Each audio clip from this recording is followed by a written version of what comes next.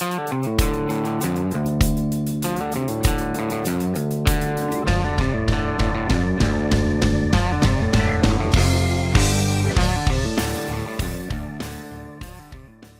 you for joining us at ESG PRO for another discussion on ESG, carbon, and all things sustainability.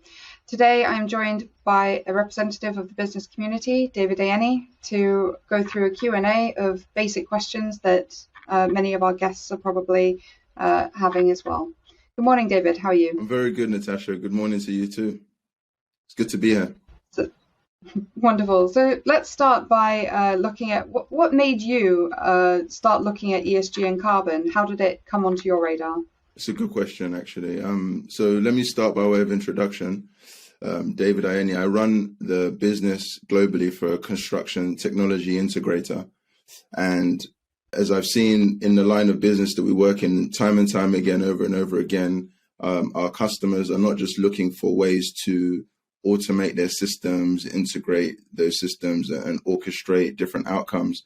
They're also looking at how the impact of automation can reduce things like transportation on job sites, reduce the emissions used by equipment, and so on and so forth. So for me, it's a natural transition to get into an autonomous job site, the whole carbon emissions, the whole environmental sustainability and governance piece.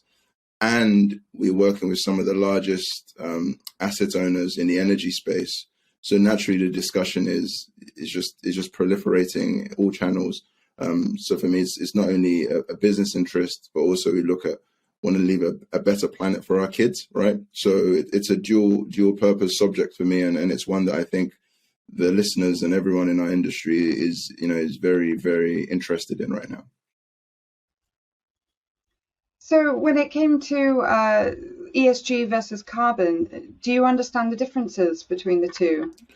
I do in broad strokes in terms of, carbon reporting, looking at carbon emissions, looking at embodied carbon, but then, the ESG part of it, reporting on that, trying to demonstrate how companies are being responsible and, going after the Paris Agreement type goals. I understand the differences in broad strokes, as I mentioned, but it would be good to hear from someone like yourself, what is the difference between ESG reporting and carbon reporting, and how can we, leverage companies like ESG PRO to inform the wider community? Sure. So one of the interesting things between ESG and carbon is that there is an overlap. A third of your ESG report is on E, environment. And when you're looking at the environment, of course, you have to look at your emissions. You need to look at your electricity, your waste, what impacts the company has on the environment. And one of those, obviously, is going to be your carbon. So when we talk to clients, a lot of the times they'll say, we're looking at the net zero, we've got the 2050 goals. But they don't understand necessarily why it would be good to have both ESG and carbon reports done. And one of the things that we like to explain is that if you've already done the carbon journey, first of all, that's a year-long process. You can't get a carbon report in less than a year. It's almost impossible because you need the data. Mm-hmm. Whereas you can get an ESG report within 3 months. So if you're tendering for bids or seeking investment, you want to have the report sooner rather than later. And this is one of the many benefits of an ESG report. But also, it's just the fact that you have already completed a third of that report just by starting the carbon journey. I think that's interesting for people to hear that, because when we talk about, assessments like past 2060, for example, with carbon, and then you look at ESG reporting, I think most people think, when you get carbon reporting, you're pretty much there. But as you just mentioned, that's a subset of a third of what ESG is all about. But from what I sense, ESG isn't just a one and done thing, right? From what I'm understanding about what you're saying, it's a process. Can you talk a little bit more about that process? Sure. So it is a process for both carbon and ESG, actually. When you start the journey, you don't stop, because what would that say to the rest of the world if you took an interest in showing your emissions output and then said, oh, we're going to become net zero, and then just stopped? It wouldn't work. So it is a process that once you start, you really need to continue with. But the ESG side is more than, you can't, there is no final. With carbon, your final point would be, as you said, the past 2060 to say, I'm carbon neutral, we have no more carbon emissions. Brilliant. Although you need to obviously keep checking on your operations and making sure that's still applicable year on year. But the ESG process, there is no done and dusted, I'm complete with this, because it's all about improvement. Every year is a step towards being better as a company, having better practices in your governance, having less of a negative impact on society, and obviously the environment. So when we talk about ESG, we talk about the fact that it's all about people. People are always changing, and therefore your ESG report is always changing. I think that's a very good clarification. And obviously, we're here in the UK. I run a global business. So I also see differences in understanding across the pond with our American cousins. So, you know, I think of ESG over there as one of the main things investors look for when approaching companies or when companies are trying to get acquired. Whereas in the EU, there's a slightly different approach. Can we touch on that a little bit without getting too controversial? Oh, certainly. So is that the question really, the difference between the EU, the US, the UK's reporting standards? For ESG, exactly. Right. So the first thing to start with is there are over 600 ESG frameworks. It's very difficult to weed through all of them. And so the Global Reporting Institute, the GRI, came up with a universally approved and accepted framework that's very broad in nature, but does go quite in depth as well. And this pairs very nicely with the ESG ratings out there. There aren't many ESG rating programs, but the ones that do exist certainly are designed for the GRI. So the GRI is the first framework that we recommend. If you want to go industry specific in the third year, we would recommend looking at the SASB, the Sustainability Accounting Standards Board. They're very in-depth, less broad, but allow you to look at very industry specific topics that maybe would focus more on your supply chains. You know, your GRI would ask you, for instance, how much of your products do you purchase from a local supplier? Whereas the SASB would go into the specifics of what do you purchase from which suppliers, and to what extent does that then impact on the production or manufacturing that your company is doing. That's the difference in the levels. Okay. Now, when you're looking at crossing into the US or the EU, we do have other regulatory requirements. So, for instance, the EU, we now have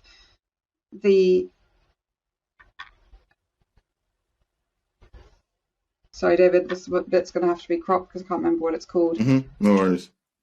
EU CSRD. Right. In the EU, we have the EU CSRD, but in the UK, we're creating our own regulatory framework to go alongside that. But what we're going to see is that this will complement the GRI.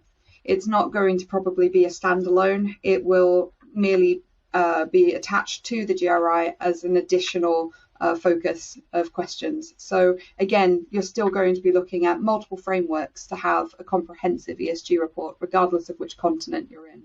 Okay, very good, very good. And I know I mentioned that, you know, in summary, that the ESG in the US started as an investment criteria. But when I look at the EU and the UK, when we look at RFPs, requests for purchase, and RFIs, requests for information for tenders and bids, there is a lot of incentives put on the supply chain, tier one contractors, tier twos, etc., to have some form of ESG reporting in place. I haven't seen so much in place for net carbon reporting. It's been more ESG reporting. Is that something you've seen, and do you feel that there's going to be a change in that sort of criteria to demonstrate, you know, the ESG journey in these tenders and bids, especially for public tenders? Well, I mean, the interesting thing here is when we're seeing weighting up to actually 25% now in certain sectors on their bids as weighted towards ESG. And to improve their rating, they have to evaluate their supply chain. So we are starting to see smaller SMEs being roped into needing to offer an ESG or carbon report in order to strengthen the companies that they're supplying to and their reporting standard. At the moment, obviously, a lot of emphasis has been placed on carbon and carbon neutrality, but we are starting to see ESG take off on its own as well. I think partly because it's a more comprehensive view of what the company is doing and what they're doing right, whereas carbon, frankly, if you've got enough money as a business, you could go carbon neutral in a day if you just bought enough offsets, but it would cost you a fortune, which is why carbon reduction plans are so important. But with ESG reporting, as I said before, there is no sort of finish line. So as companies want to improve their ratings, they're going to get to a point where the improvements can only be felt in their supply chain. So there's going to be greater pressure, regardless of the size of your business. If you're a supplier, you're going to be asked for your ratings, and we're expecting that obviously to grow at the end of 2024. But again, when those larger companies start to fine tune and tweak their ESG ratings, that's when it's going to really take off to the even smallest SME and startup. Now, you mentioned ESG investing, and obviously from the business community's perspective, are you seeing much interest still from seeking investment with an ESG versus just trying to have an ESG report as a business practice? That's a good one, and I don't want to get controversial here. I think the more forward-looking companies are seeing it as as an existential problem for all of us. So as part of the right thing to do, they're going through the process of understanding, the ESG, the processes, what they have to change internally so that they can actually, eat their own dog food, if you like. At the same time, we live in a capitalist society in construction.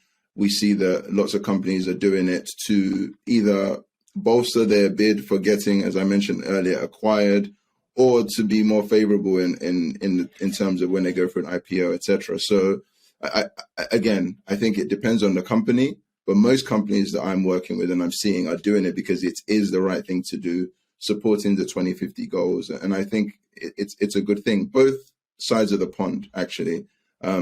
The companies in the UK, as you mentioned, that I'm working with, it's all about trying to get carbon neutral to start with. A lot of people see that as the start point right now.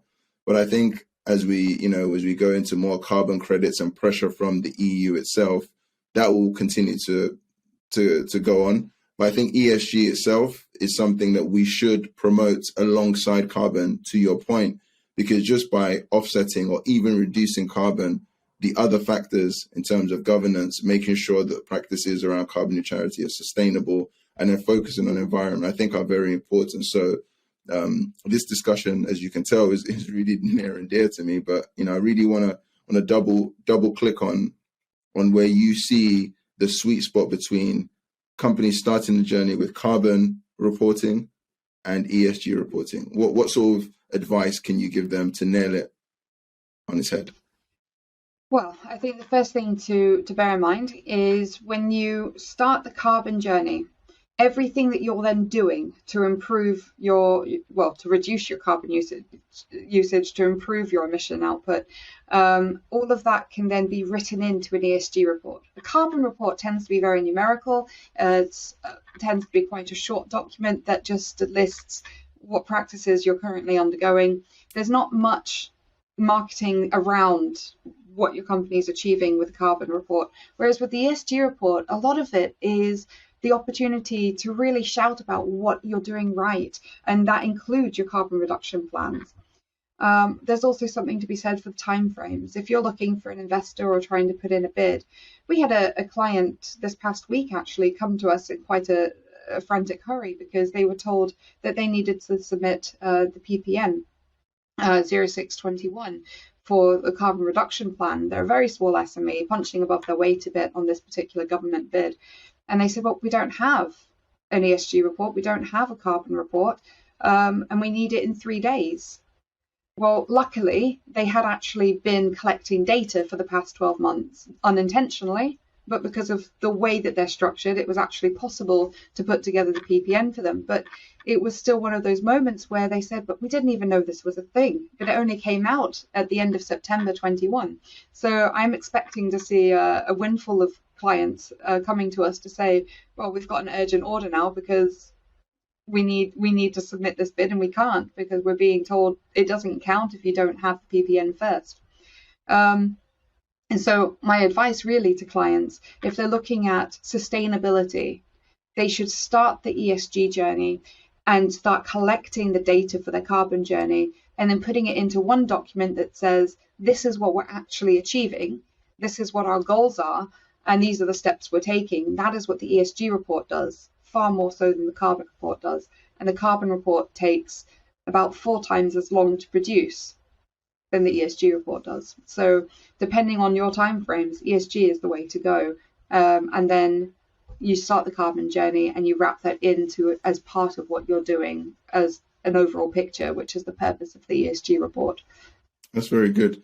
I mean, the other thing that I was thinking about is, I look at this whole, the year of 2020, 2021 was the year of the Great Resignation, right? I look at the entrance into the workforce, talk about the Gen X's, Gen Y's. They all really want to be working for forward-thinking companies. They want to be working for companies that really take sustainability seriously. So I think not only is it going to be good for tenders and bids, ESG reporting, I think it's also going to be good for recruiting the right talent going forward. And I think from what you're saying, it's all about starting the journey and continuing the journey. And I think the benefits for organizations is far more than just, direct, tangible capitalism. It's also about, reputation. So I talk about the younger generation. It's indeed something that I think they're interested in. Are you seeing the same trends from your standpoint? Oh, definitely. If a company has started the ESG process, they're able to tell prospective employees that this is what they're doing. And we are starting to see prospective employees interviewing the company. Wow. So they're going in wanting the job, but only if they feel that the company is a good fit for them. It's no longer about do you fit in with the company. They expect companies to be sustainable. They expect good corporate practice. They expect to be treated right and to have fair wages. And all of this is part of what ESG is about. It's looking at how do you treat the people? How do you treat your local community? Are you diverse and inclusive? Do you have decent overtime salaries? Do you pay more than the minimum wage? Is it actually a livable wage? Companies that are taking into account the current cost of living crisis and are saying, well, our employees need to earn more. I don't care what the national minimum wage is. It's not cutting it. We're going to increase the wages. They're the ones that the people are going to be flocking to work for. So when it comes to sort of getting ahead of your competition, you want the best talent, and the best way to get that talent is to prove that you will treat people right. And this is a message long overdue, frankly. I think it's gone for too long that we've looked at, for instance, women in the workforce and said, that they should be expected to do basically 40 hours a week of free childcare. They're not paid, but it's additional work because they're a mother, but they're still trying to have full-time jobs. And then you hear about women working 2 jobs plus being a mum and not being able to make ends meet. And that's not sustainable practice as a country. It's not sustainable practice as a workforce practice. So we're going to see a shift towards these changes. The Great Resignation is just one example of people starting to stand up for themselves and say, but we want to have a life, we want to have good work-life balance. And that's something that a company, if you have the right process in place, can boast about, and that will bring you the top talent, and it will ensure that you've got the retention. So you're not constantly having to pay to train and hire and train and hire. You end up in a vicious cycle. You get to encourage people to stay and create careers.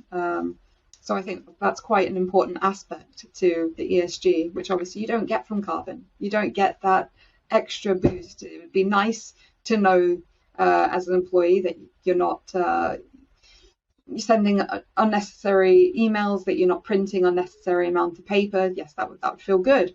But let's face it, when you're trying to decide where you're going to work, the first thought you're going to have is about yourself as a person. How are you going to be treated? I like that. I like that a lot. And I like the fact that we're not saying one is better than the other. We're just saying, the differences are one is more comprehensive, looking at a wider spectrum, and the other is a subset of, and I think that's good education for all of us in the construction tech and business, specifically trying to hone in on what is, carbon reporting versus ESG reporting. I've learned a lot from this discussion, Natasha. So thank you. Good. I mean, I have one question for you. Obviously, in construction, this is not known to be a very diverse field.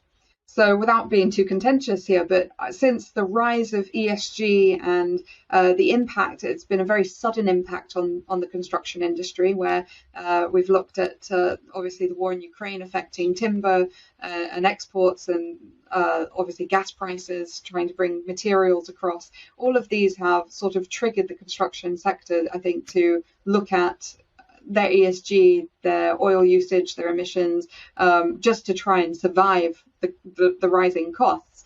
But now that it's becoming more common within construction, are you starting to see more diversity as well? Are there more initiatives? Are you seeing with trying to recruit females, for instance, which is not necessarily what construction is known as an industry to do? Are you seeing a shift in that mindset? It's a good question. I'm seeing a shift generally in construction, in a mindset where women are more accepted in different, whether being on the field as part of the craft, or being in the office, in construction management. I wouldn't say I'm seeing it because of ESG. Certainly, ESG might be a driver that's forcing a lot of companies, but I'm seeing that, again, this generation of women coming into the workforce, they really just want to work in safe environments. Okay. So I think as a byproduct of just the times that we're in, there's been more acceptance of women in the workforce. I know a number of women throughout the age spectrum in construction. And I think there's more acceptance than certainly when I started in the industry over 20 years ago. So, with or without ESG, I'm seeing a bigger turnout of numbers of women in construction. Now, my hope is that with ESG driving more fairness, more transparency into these issues, we're going to see more and more, because I'm not trying to say in any way, shape or form there's enough women in the workforce. What I'm trying to say is I'm seeing, compared to when I started in the industry, more women, and I hope to see even more still, not just in leadership roles, but across the spectrum, because as many people have said before me, when you want to start your career, you look around and see who's in industry. The more women we see in construction, for the youngers to emulate and to have as role models, the better I think it will be for the industry. So that's my answer, and I'm sticking to it, Natasha. No, it's brilliant. Well, it's been absolutely lovely to speak with you, and we'll hopefully have another podcast with you at some point to look at maybe a wider perspective from the business industry, maybe try and bring in another speaker as well, and do a three-way discussion about how the changes in ESG are driving changes within the corporate governance with the companies that you're working with, and what you're witnessing sort of on the ground, rather than the higher view that we're getting at ESG Pro. Thank you so much for tuning in, everybody, and we'll be back again next week with another podcast talking about ESG, carbon, sustainability, and all things of interest to the planet and the people. Thank you so much. Thanks for having me. Bye.